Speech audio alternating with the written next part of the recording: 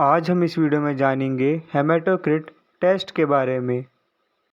ये जो haematocrit test होता है ये मेज़र करता है रेड ब्लड सेल्स की प्रोपोर्शन को हमारे ब्लड के अंदर।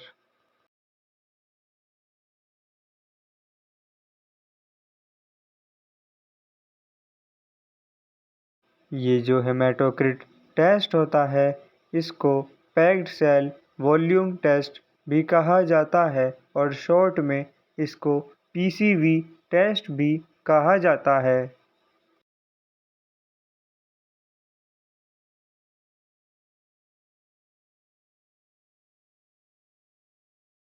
जब हेमेटोक्रिट का लेवल ज़्यादा बड़ा हुआ हो या ज़्यादा कम हो तो वो साइन हो सकता है ब्लड डिसऑर्डर का, या फिर साइन हो सकता है डिहाइड्रेशन का, या फिर साइन हो सकता है किसी अदर मेडिकल कंडीशन का जो अफेक्ट करे हमारे ब्लड को।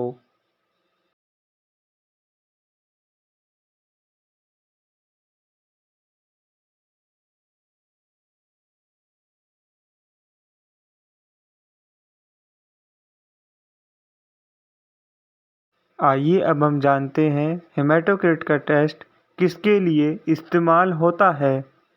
ये जो हेमेटोक्रिट टेस्ट है ये पार्ट होता है कंप्लीट ब्लड काउंट यानी सीबीसी टेस्ट का।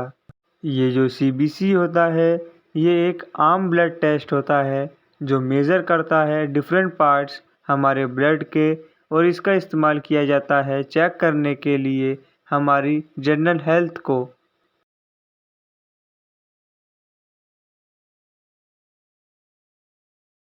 और हेमेटोक्रिट टेस्ट का इस्तेमाल किया जाता है डायग्नोस करने के लिए ब्लड डिसऑर्डर्स का, जिसमें आता है एनीमिया, या वो कंडीशन जिसमें हमारी बॉडी में रेड ब्लड सेल्स की कमी होती है, या फिर पॉलीसाइथीमिया की वजह से जिसमें अनकॉमन डिसऑर्डर होता है जो बहुत ज़्यादा रेड ब्लड सेल्स बनाने लगता है हमारे शरीर के अंदर, और जो रेड ब्लड सेल्स रहते हैं वो थोड़े मोटे हो जाते हैं यानी थिक हो जाते हैं।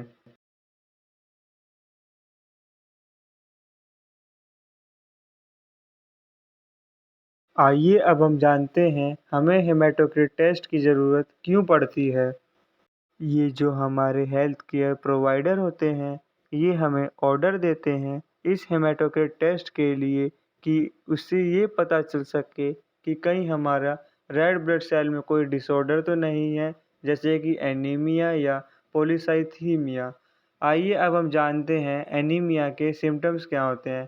मेनली एनीमिया का मतलब होता है बहुत ही कम रेड ब्लड सेल्स, और इसके सिम्टम्स होते हैं शॉर्टनेस ऑफ ब्रीथ, वीकनेस और फटीग यानी थकान महसूस होना, और सिर में दर्द होना जिसे हेडेक कहते हैं, डिजीनेस की वजह से एरिथीमिया यानी प्रॉब्लम होना हमारे हार्ट बीट के रिदम में। आइए अब हम जानते हैं पॉलीसाइथीमिया के सिम्टम्स क्या होते हैं, और पॉलीसाइथीमिया का मतलब होता है ज़्यादा रेड ब्लड सेल्स होना हमारे ब्लड के अंदर, और इसके सिम्टम्स होते हैं headache, shortness of breath, weakness और फटीग की वजह से स्किन सिम्टम्स जैसे इचिंग होना, और हैवी स्वेटिंग यानी ज़्यादा पसीने आने रात के समय, ब्लड और डबल विज़न होना, और ब्लाइंड स्पॉट्स होना, और गम्स में से ब्लीडिंग होना या फिर ज़्यादा ब्लीडिंग होना स्मॉल कट्स में से, ये सिम्टम्स होते हैं पॉलीसाइथीमिया के। आइए अब हम जानते हैं हेमेटोक्रिट टेस्ट के दौरान क्या होता है। जो हमारे हेल्थ केयर प्रोफेशनल होते हैं वो हमारे वेन में से ब्लड का सैंपल लेंगे स्मॉल निडल की हेल्प से। उसके बाद उस निडल को इंसर्ट करेंगे हमारे वेन में और स्मॉल अमाउंट ऑफ ब्लड को कलेक्ट करेंगे टेस्ट ट्यूब में या किसी वायल में। उसके बाद हमें थोड़ा सा दर्द महसूस होगा जब वो निडल अंदर जाएगी वेन में या फिर वेन से बाहर निकलेगी, और ये पूरा प्रोसेस 5 मिनट से भी कम समय लेगा कंप्लीट होने में। उसके बाद उस सैंपल को हम टेस्ट करेंगे ऑटोमेटेड सेल काउंटर पे या फिर सेल एनालाइज़र पर। आइए अब हम जानते हैं हेमेटोक्रिट टेस्ट का नॉर्मल रेंज क्या होता है। आदमियों के अंदर हेमेटोक्रिट टेस्ट का नॉर्मल रेंज होता है 41% से लेकर 50% तक, और वहीं महिलाओं में 36% से लेकर 48% तक होता है। आइए अब हम जानते हैं वो कारण जिसकी वजह से हेमेटोक्रिट का लेवल कम हो जाता है ब्लड के अंदर। एनीमिया की वजह से, लिम्फोमा की वजह से, बोन मैरो डिसीज़ की वजह से और मल्टीपल मायलोमा की वजह से और ल्यूकीमिया की वजह से हेमेटोक्रिट का लेवल कम हो जाता है हमारे ब्लड के अंदर।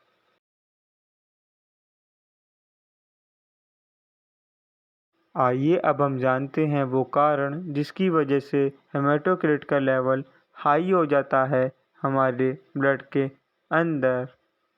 लंग डिसीज़ की वजह से, कॉन्जिनाइटल हार्ट डिसीज़ की वजह से, हार्ट फेलियर की वजह से, पॉलीसाइथीमिया की वजह से, डिहाइड्रेशन की वजह से हाई हो जाता है हेमेटोक्रिट का लेवल हमारे ब्लड के अंदर। Thanks for watching our video.